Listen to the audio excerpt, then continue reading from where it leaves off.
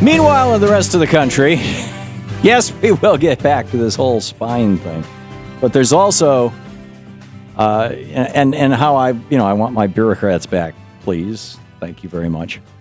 There's also quite a contest going on all across the country in various school districts, some that are kind of popping to the surface right now in Ohio, where creationists are saying to school boards, you should have your students learn this stuff as well as, or in addition to, or as a counterpoint to, or whatever, the theory of evolution and the idea that the world is 5 billion years old and the universe is 15 billion years old and all that kind of stuff.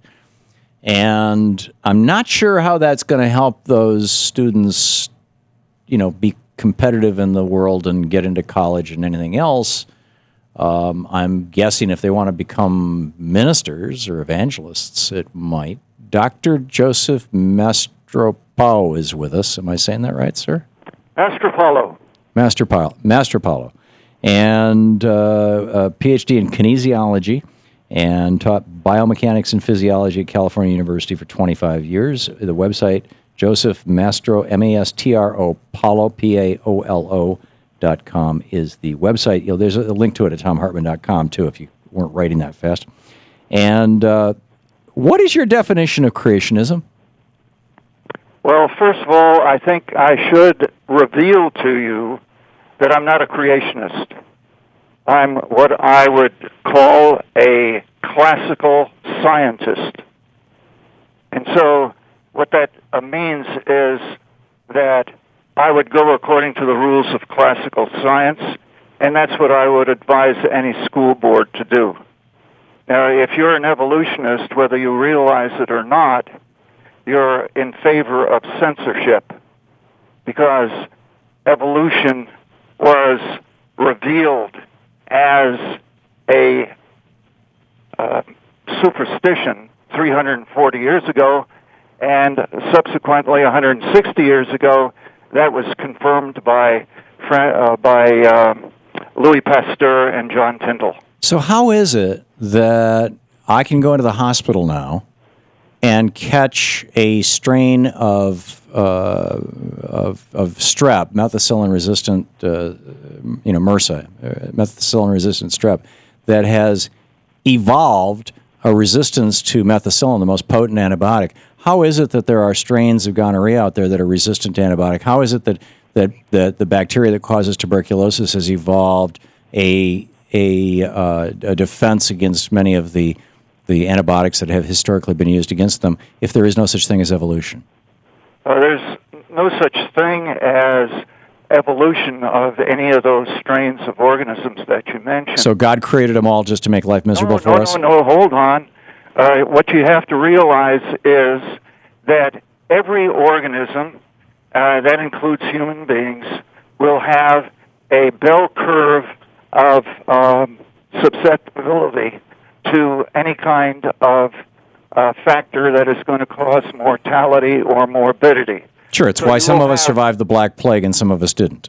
Well, some of the Black Plague, incidentally, those organisms, some of them expired very quickly.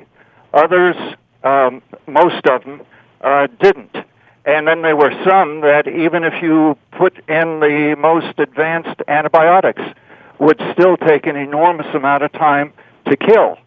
So you have this wide range of susceptibility for any kind of organism. But you're describing evolution. What you're describing is that bell curve of capabilities you could also describe as a bell curve of mutations or genetic variability. And when a species is confronted with a new environment, those groups on that curve, and they may be in the 1% slice of the curve or the 40% slice of the curve, but those groups in that curve that are adapted to those new conditions are the ones who survive, and the rest of them get wiped out. And now, looking at it years later, you've got a whole brand new, quote, species. That's evolution, what you just described. No, that is not evolution. What that is the bell curve of survivability for any kind of organism.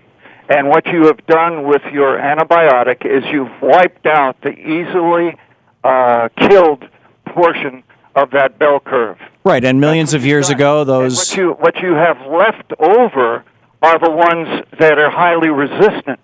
And the result of that is that it's the highly resistant ones that propagate and reproduce, and pretty soon what you have is what is called a superbug.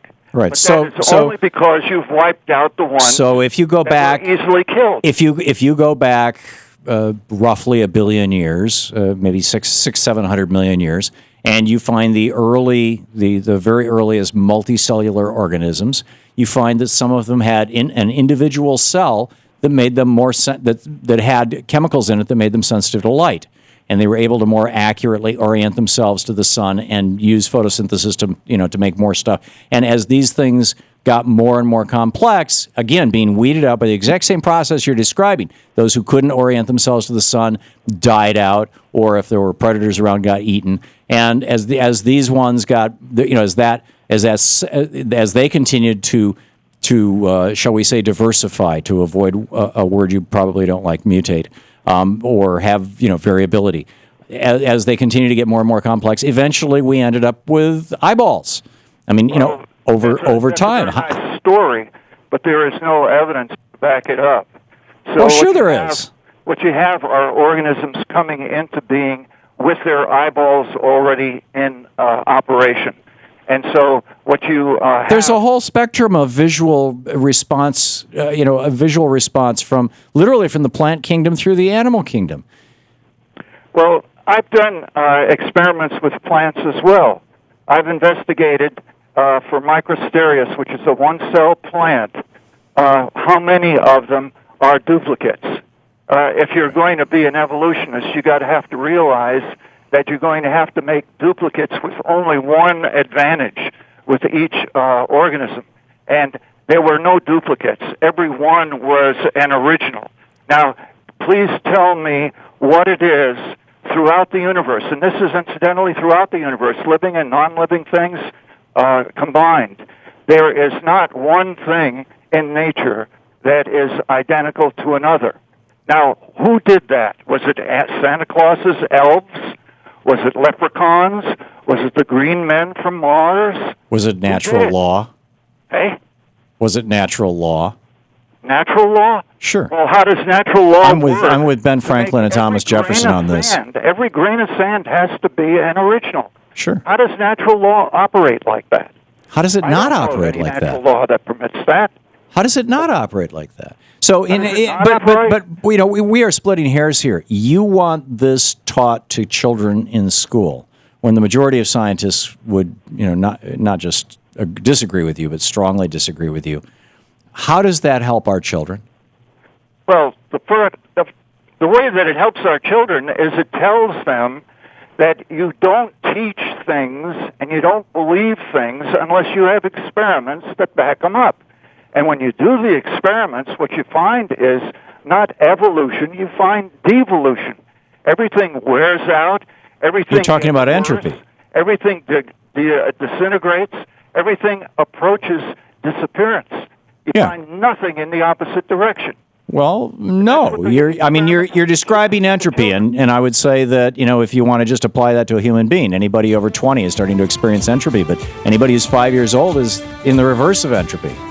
Well, do you realize that the genetic disorders in the human genome are increasing exponentially? Sure, and so are the toxins that we're exposed to in our environment. But again, we're in the weeds. Dr. Joseph Mastropaolo, thank you. And the link is over at ThomHartmann.com. Thank you for being with us. You're very welcome. This is the Thom Hartmann Program. Okay, so do we start teaching creationism in our school? I don't have a problem with teaching creationism as long as it's in the comparative religion class.